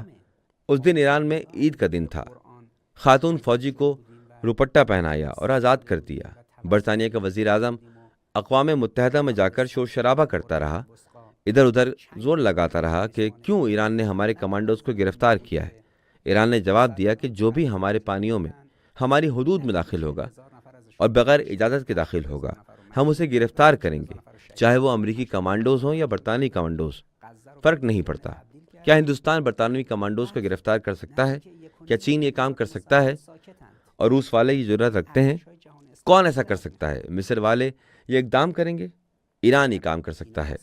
دوسری جنگ عظیم کے بعد سے لے کر آج تک رسمی طور پر، سرکاری طور پر کسی بھی ملک نے امریکی چھاونی اور اڈے پر حملہ نہیں کیا۔ چھاپا مار گروہوں نے رات کو خفیہ طور پر ایسے کام ضرور کیے ہوں گے، جیسے کہ ویتنامی اور ویتکانگی وغیرہ۔ دوسری جنگ عظیم کے بعد سے لے کر آج تک ایک ملک نے سرکاری طور پر اعلان کیا کہ ہم امریکی اڈے کو نشانہ بنائیں گے، اور اس کو نشانہ بنایا۔ امریکی عین الاسد اڈے پر حملہ کیا، سرکاری طور پر اعلان کر کے حملہ کیا، امریکی چودراہٹ کو خاک میں ملا دیا۔ امریکہ نے کہا ہم جوابی کارروائی کریں گے، ایران نے کہا جواب دے کر دکھاؤ، ہم پہلے سے زیادہ میزائل ماریں گے۔ کون سا ملک یہ کام کر سکتا ہے؟ چین، ہندوستان، روس، کس ملک میں اتنی قدرت اور جرأت ہے؟ ایران میں ہے۔ صہیونی غاصب ریاست مغربی ممالک کی سیاست کا مہرہ ہے، وہ کچھ بھی کرے، بین الاقوامی طور پر انسانی حقوق کے حوالے سے اس پر اعتراض نہیں کیا جا سکتا، کیونکہ امریکہ، برطانیہ، فرانس، جرمنی سب اس کے پشت پناہ ہیں، اور وہ دنیا میں ہر غیر قانونی کام دھڑلے سے انجام دیتے ہیں۔ ایک دفعہ، 2 مرتبہ، 3 مرتبہ حملہ کیا، لیکن اس دفعہ غاصب صہیونی ریاست نے ایرانی سفارت خانے پر حملہ کیا۔ انہوں نے حملہ کیا، ایران نے بھی جواب دیا۔ ابھی ان کے ہاتھ پاؤں پھول گئے ہیں کہ کیوں ایران نے حملے کا جواب دیا۔ ہم جواب دیں گے، کوئی مشکل نہیں، کوئی بھی کارروائی ہوتی ہے تو اس کا جواب ایران ضرور دیتا ہے۔ تم نے جواب دیا، اب ایران بھی اس کا جواب دے گا۔ لیکن یہ ایران ہے، مصر، شام، اردن نہیں ہے جسے تم 6 روزہ جنگ میں 6 دن میں شکست دے دو۔ اگر تم ایران پر حملہ کرو گے تو پھر تمہیں اس حملے کا جواب بھی ملے گا اور بھرپور جواب ملے گا۔ ایران نے برجٹن جہاز کو امریکی بحری جنگی جہاز کے سامنے نشانہ بنایا۔ یہ ایران ہے جہاں 45 سال سے امریکی سفارت خانہ نہیں ہے، لیکن ایران پھر بھی اپنے پاؤں پر کھڑا ہے۔ یہ ایران ہے۔ اس کی وجہ اور دلیل کیا ہے؟ کیونکہ ایران نے علامہ اقبال کا پیغام سن لیا ہے، اس کو پا لیا ہے۔ ایرانی اس تلاش میں تھے کہ اسلام میں دینی فکر کا احیاء کریں۔ ایرانی انسانوں نے زندہ ہونے سے پہلے انسانی فکر کو زندہ کیا۔ اس مکتبہ علامہ اقبال کے شاگرد کون تھے جنہوں نے ان کی باتوں کو سنجیدہ لیا، دل سے قبول کیا؟ جمہوری اسلامی ایران کے موجودہ رہبر آیت اللہ العظمیٰ سید علی خامنہئی تھے۔ جب انہوں نے خود 30-40 سال پہلے علامہ اقبال کے بارے میں تقریر کی تھی تو فرمایا تھا کہ میں نظریہ و فکر اقبال کو پسند کرتا ہوں اور ان کے افکار سے مانوس ہوں۔ اس اندیشے کے ساتھ میں نے زندگی گزاری ہے، اور اس تفکر کا حامل شخص جمہوری اسلامی ایران کا بعد میں آ کر رہبر بنتا ہے۔ ایرانی کیسے اس مقام تک پہنچے ہیں؟ کیونکہ ایرانی اپنے اور اسرائیلیوں کے درمیان خودی اور غیر خودی کے قائل ہیں۔ کیونکہ سب سے پہلے غیرت ہے، اس کے بعد عدالت ہے۔ ایرانیوں میں غیرت ہے۔ ایرانی اپنے اور امریکیوں کے درمیان فاصلہ رکھتے ہیں۔ جب امریکی تہران میں اپنے سفارت خانے میں ایرانی حکومت کا تختہ الٹنے کا منصوبہ بنا رہے تھے تو ایرانی اسٹوڈنٹس نے ان کا راستہ روک لیا۔ امریکیوں نے ایک سیریز ہوم لینڈ بنایا ہے جس میں دکھاتے ہیں کہ اسلام آباد پاکستان کے اندر ان کا سفارت خانہ دہشت گردی کا ایک اڈہ ہے، امریکی سفارت خانہ، اور وہاں سے دہشت گرد اسلام آباد کی سڑکوں پر آ کر لوگوں کو قتل کرنے کے بعد واپس وہاں گھس جاتے ہیں۔ خود انہوں نے یہ ہوم لینڈ سیریز میں دکھایا ہے اور سرکاری طور پر اس کو دکھایا ہے۔ امریکی، برطانوی، فرانسیوی، جرمن، اسرائیلی یہ بات یاد کر لیں کہ ان کے اور ایران کے درمیان خودی اور غیر خودی کا ایک باقاعدہ فاصلہ موجود ہے، اور اگر اس خودی کے حدود میں داخل ہوئے تو ایران اس کا جواب ضرور دے گا۔ ابھی تک ایران نے جواب دیا ہے، اور یہ 45 سال سے ایرانی حکومت کا تختہ لوٹنے کے منصوبے بنا رہے ہیں، لیکن کامیاب نہیں ہو سکے، کبھی کامیاب نہیں ہو پائیں گے۔ ان ممالک نے شام کے اندر $7 ٹریلین خرچ کیے۔ ڈونلڈ ٹرمپ نے کہا کہ ہم نے شام اور عراق میں $7,000 بلین خرچ کیے، لیکن ایران سے شکست کھا گئے۔ شہید قاسم سلیمانی نے وہاں ایک بہت تھوڑی سی رقم 14 سے 16 بلین کی رقم کے درمیان خرچ کر کے ان کو شکست دی۔ یعنی اگر امریکیوں نے $500 خرچ کیے تو قاسم سلیمانی نے $1 خرچ کیا۔ جنگ کا موازنہ اس طرح سے ہے۔ یہ قاسم سلیمانی کا کام نہیں تھا، خدا کا کام تھا۔ اس رات مقبوضہ فلسطین، غاصب اسرائیل میں جو میزائل اور ڈرون جا کر لگے، ان کی خدا نے رہنمائی کی تھی۔ وما رمیت اذ رمیت ولکن اللہ رمی۔ اے پیغمبر، یہ تیر تم نے نہیں مارا، میں نے ہدف پہ مارا ہے۔ آج کیوں ایرانی ملت ساری دنیا میں توجہ کا مرکز ہے؟ کیوں ایرانی ملت تاوان کسی غیر کو جرمانہ نہیں دیتی؟ دراصل ایرانی ملت دوسروں کو سواری کرنے نہیں دیتی۔ ایرانی قوم خود اپنے پاؤں پہ کھڑی ہے۔ ایرانی ملت ایسے اقتدار اور طاقت کی حامل کیوں ہے؟ کیونکہ ایرانی ملت نے علامہ اقبال جیسے مفکرین کی باتوں پر توجہ دی ہے۔ انہوں نے دینی فکر کا احیاء کیا۔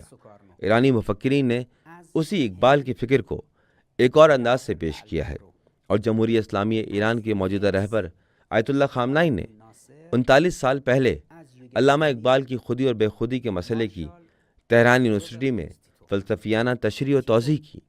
آپ اس بحث کو اس کتاب میں دیکھیں۔ جو ملت اس طرح کا کام کرتی ہے تو اس سے واضح اور ظاہر ہو جاتا ہے کہ وہ عزت پائے گی، وہ ذلت قبول نہیں کرے گی۔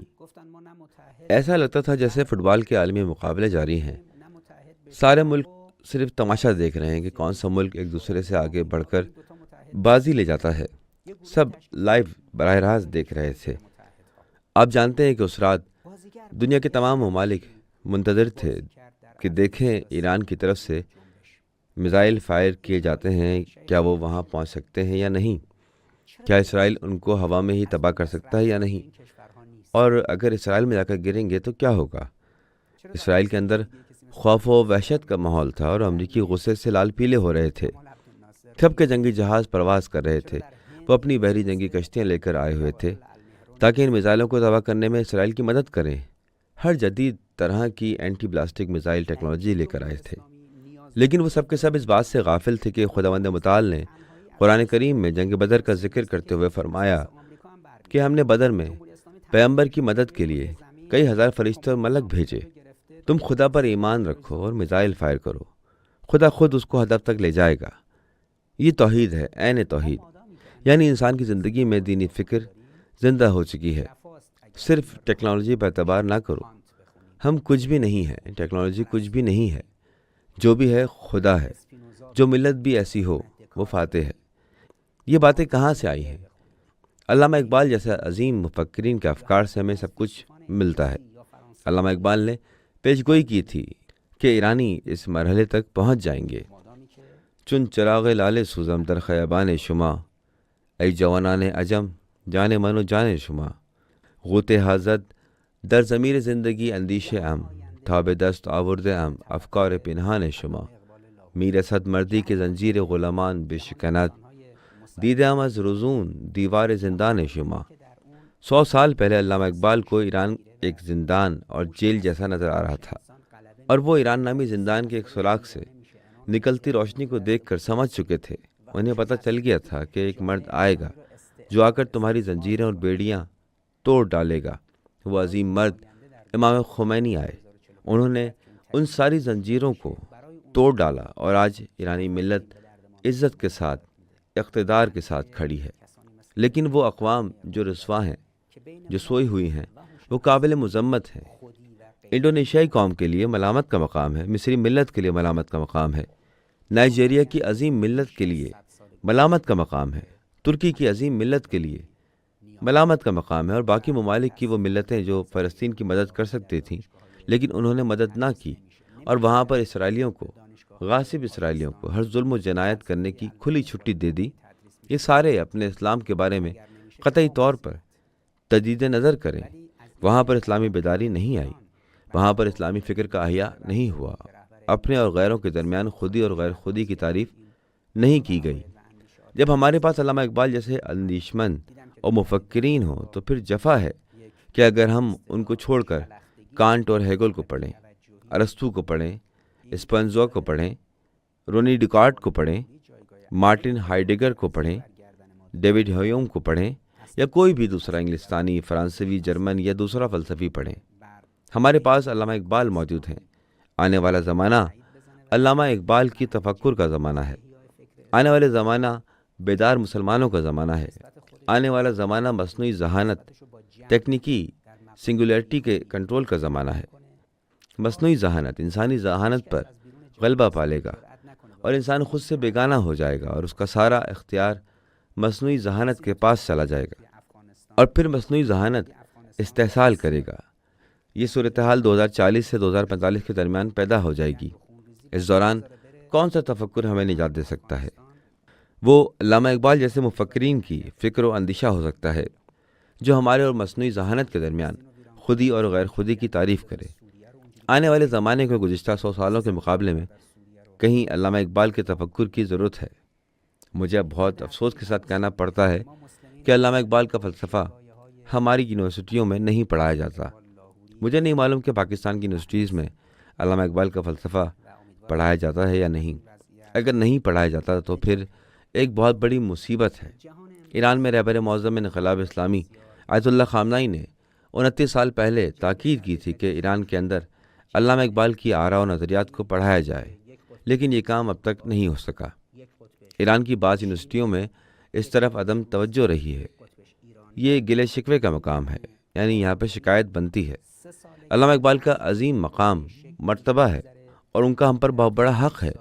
نئی اور جوان نسل کو ان کو پہچاننے، اسلامی تفکر کے احیاء کی بنیاد پر اس پر تصدیق کی مہر لگائے اور اسلامی بیداری کے ایک نئے مرحلے کی تشکیل کرے، اپنی ذات کے خودی کے مقابل اور اجتماع کی بے خودی کی تعریف کے مطابق وضاحت کرے، تاکہ کوئی بھی اسلامی دنیا کے باہر سے جرأت نہ کرے کہ مسلمانوں کے ساتھ کوئی زیادتی یا ظلم کر سکے۔ کوئی بھی یہ جرأت نہ کر سکے کہ باہر سے اٹھ کر آئے اور 20-30 سال تک جس طرح سے افغانستان میں جنگ، قتل و غارت کرے۔ اور پھر منہ اٹھا کے چلا جائے اور تمام عرصے میں افغان عوام کے لیے اس نے کوئی بھی مثبت کام انجام نہ دیا ہو، امریکیوں کی طرح، اور پھر کوئی اٹھ کر فلسطین کو ویران کر ڈالے، کوئی اٹھ کر شام میں جنگ شروع کر دے اور 3 لاکھ لوگوں کا قتل عام کر دے۔ یہ ہم مسلمانوں کے درد ہیں۔ ہم آج بھی علامہ اقبال کے ان شکووں سے مانوس ہیں۔ مجھے امید ہے کہ ہم اس صورتحال سے نجات حاصل کریں گے۔ آج کی دنیا بہت بڑی اور عظیم تبدیلیوں کی زد پر ہے۔ ایک نئی سرجنگ کا آغاز ہو چکا ہے۔ آج کی دنیا 4 قطبی ہے۔ ایک قطب امریکہ اور یورپ ہے، ایک قطب چین ہے، ایک قطب روس ہے اور ایک قطب ایران ہے۔ اس 4 قطبی دنیا کو بنے 4 سال ہو چکے ہیں۔ آنے والے 20-30 سال میں ہم جتنا بھی آگے جائیں گے تو اس 4 قطبی نظام کی شکل و صورت اور خد و خال مزید واضح ہوتے چلے جائیں گے۔ آج کی دنیا ایسی دنیا ہے جس میں فساد اور غیر اخلاقی مشکلات اپنے عروج پر ہیں۔ یہ آخر الزمان کی نشانیاں ہیں۔ آج کی دنیا ایسی دنیا ہے جہاں کرنسی نوٹوں کے چھپنے سے انسان سود اور ربا کے ایک پیچیدہ ترکیبی مرحلے تک پہنچ گیا ہے، اور اس پیچیدہ اور منظم سودی نظام کی وجہ سے ساری بشریت مالی معاملات میں خدا کے ساتھ جنگ میں ہے۔ جب یہ انسان خدا کے ساتھ اس طرح جنگ کر رہا ہے تو پھر اسے بہت سخت اور سنگین قسم کے عواقب کا، رد عمل کا منتظر رہنا چاہیے۔ خداوند متعال نے فرمایا، سورہ اعراف آیت نمبر 179، خداوند متعال فرماتا ہے، اور یقیناً ہم نے انسان و جنات کی ایک کثیر تعداد کو گویا جہنم کے لیے پیدا کیا ہے، کہ ان کے پاس دل ہیں مگر سمجھتے نہیں ہیں، ان کے پاس آنکھیں ہیں مگر دیکھتے نہیں ہیں، ان کے پاس کان ہیں مگر سنتے نہیں ہیں۔ یہ چوپایوں جیسے ہیں، بلکہ ان سے بھی زیادہ گمراہ ہیں، اور یہی لوگ اصل میں غافل ہیں۔ ہم نے انسانوں اور جنوں کو پیدا کیا کہ دنیا میں اس طرح سے زندگی گزاریں کہ وہ قیامت کے دن بہشت میں جائیں، جنت میں جائیں، لیکن ان جنوں اور انسانوں کی ایک کثیر تعداد جہنم بھیجے جائیں گے، کیونکہ انہوں نے جو اعمال انجام دیے اور جو کام انجام دیے۔ جب یہ جمع ہوں گے تو جنوں اور انسانوں کی اکثریت جہنم میں ڈالی جائے گی، اور یقیناً ہم نے انسان و جنات کی کثیر تعداد کو گویا جہنم کے لیے پیدا کیا ہے۔ کیوں؟ کیونکہ ان کا قلب ایسا ہے، ان کا دل ایسا ہے جس سے یہ فکر نہیں کر سکتے۔ آج جہان اسلام میں اتنے زیادہ قاری موجود ہیں، وہ یہ فکر نہیں کرتے کہ جائیں جا کر فلسطینیوں کی مدد کریں۔ وہ قرآن کے قاری ہیں لیکن دین میں تفکر کرنے والے نہیں ہیں۔ ان کی آنکھیں ہیں لیکن وہ حقیقت کو دیکھ نہیں سکتے۔ زمین پر آیات الہی، خدا کی نشانیاں ان کو نظر نہیں آتی۔ ان کے کان ہیں لیکن ان سے سن نہیں سکتے۔ وہ حقیقت کو نہیں سن سکتے۔ وہ بہرے ہو چکے ہیں۔ یہ 4 پایوں والے حیوانوں کی طرح ہیں، ضلالت اور گمراہی میں سو رہے ہیں۔ یہ غافل ہیں۔ اگر ہم غفلت سے بچنا چاہتے ہیں تو ہمیں اسلامی فکر کے احیاء کے مرحلے تک پہنچنا ہوگا۔ اگر ہمارے اندر اسلامی فکر زندہ ہو گئی تو اس کے بعد ہمارے پاس ایسا قلب ہونا چاہیے جس سے ہم تفکر کر سکیں۔ آج بہت سے افراد کے قلوب تفکر کا مرکز نہیں ہے، فکر کا مرکز نہیں ہے، بلکہ توہم اور وہمیات کی جگہ ہیں۔ ایک چیز توہم ہے اور ایک چیز تفاہم ہے اور ایک تفقہ ہے۔ ہم انسانوں میں سے اکثریت کے قلوب وہم سے بھرے ہیں، لہٰذا ہم وہم میں مبتلا ہیں۔ غربیوں کے مطابق، ویسٹرن کے مطابق ہم ایلیوژن کا شکار ہیں۔ توہم اور وہم سے اوپر ایک اور درجہ جسے ہم تفاہم کہتے ہیں، یعنی سمجھ سکتے ہیں، لیکن افراد کی ایک اقلیت اس سے بھی اوپر پہنچتی ہے جو تفقہ کرتے ہیں، فکر کرتے ہیں، تفکر کرتے ہیں۔ یہ اسلامی معاشرے کا درد ہے جو توہم کا اسیر ہے، جو یہ خیال کرتے ہیں کہ یہ نماز، عبادت، روزے، تلاوت قرآن انہیں نجات دلا دے گا۔ انہیں صرف اس بات کا وہم ہے، تفکر نہیں کرتے۔ عظیم اسلامی عالم علامہ محمد اقبال کو خراج عقیدت اور خراج تحسین پیش کرتا ہوں۔ 1877 میں پیدا ہوئے اور 1938 میں عالمی جنگ شروع ہونے سے چند مہینے پہلے رحلت فرما گئے۔ وہ 9 سال بعد پاکستان کو بنتا دیکھ نہیں پائے اور اس خوشی کو محسوس نہ کر پائے کہ جس آزاد اسلامی معاشرے کے قیام کی انہوں نے آرزو و تمنا کی تھی اسے اپنی آنکھوں سے دیکھ پائیں۔ اس عظیم عالم کو، ڈاکٹر محمد اقبال کو خراج عقیدت پیش کرتے ہیں۔ امید ہے کہ ان کے اشعار اور ان کا فلسفی اور حکیمانہ تفکر اسی طرح سے اسلامی دنیا کے لیے ان کا اسٹریٹجک اور سیاسی تفکر کو نئی نسل پھر سے پڑھے اور ہم اسلامی بیداری کے مکمل دور تک پہنچ سکیں۔ ایک ایسا دور کہ جس میں اگر جہان اسلام میں کسی ایک جگہ پر کوئی چوٹ لگے تو باقی سارے مسلمانوں کو اس سے تکلیف پہنچے اور انہیں آرام و سکون محسوس نہ ہو۔ شیخ سعدی کی تعبیر کے مطابق بنی آدم اعضای یک دیگرند که در آفرینش ز یک گوهرند، چو عضوی به درد آورد روزگار، دیگر عضوها را نماند قرار۔ آج کیوں جہان اسلام کے سارے اعضاء چین و سکون سے ہیں، سب سو رہے ہیں، انہیں کوئی سروکار نہیں، کسی کو کوئی درد و تکلیف محسوس نہیں ہوتی کہ غزہ میں کیا ہو رہا ہے، کیونکہ وہ ایک مردہ جسم کی مانند ہے۔ اگر اس مردہ جسم کے کسی عضو کو کوئی چوٹ لگے تو اس پر کوئی اثر نہیں ہوتا۔ انشاءاللہ خدا ہمیں اور ساری اسلامی دنیا کو یہ توفیق دے کہ ہم اسلامی بیداری کے ایک جدید دور میں داخل ہو سکیں، اور انشاءاللہ اس بات کی اجازت نہ دیں کہ کوئی اجنبی، کوئی غیر، کوئی یورپی، کوئی امریکی یا کوئی دوسرا مسلمان عوام پر زور، زبردستی، ظلم و جفا کر سکے۔ میں ذاتاً اندیشکدہ اقبال کے دوستوں کا بھی شکریہ ادا کرتا ہوں جن کا ہم و غم علامہ اقبال کے افکار کو پھیلانا ہے۔ میں سارے پاکستانی عوام علامہ اقبال کے ہم وطن افراد کی خدمت میں دور سے یہاں سے سلام عرض کرتا ہوں، اور امید کرتا ہوں کہ آپ پاکستانی عوام علامہ اقبال جیسی عظیم شخصیت کی قدر کو جانیں، اور جدید پاکستانی نسل اور نوجوان اور جوان ان کو اس طرح سے پہچان سکیں جیسا کہ ان کی شان ہے، جیسا کہ ان کا حق ہے۔ ہم بھی ایران میں کوشش کریں گے کہ اپنی استطاعت کے مطابق ایرانی جوانوں کو علامہ اقبال کا تعارف کرائیں، تاکہ یہ عظیم انسان مزید لاوارث اور فراموش محجور نہ رہے اور انشاءاللہ پہچانا جائے۔ دعا ہے کہ خداوند متعال سارے کے سارے مسلمانوں کو استعمار اور غارت گری سے نجات عطا فرمائے اور انہیں اس خواب غفلت سے بیدار فرمائے۔ دعا ہے کہ دوسری ملتیں بھی اسلام کی شناخت کریں اور اسلام کی گود میں واپس لوٹ آئیں۔ انشاءاللہ کامیاب و کامران رہیں۔ موفق و مؤید باشید انشاءالله و السلام۔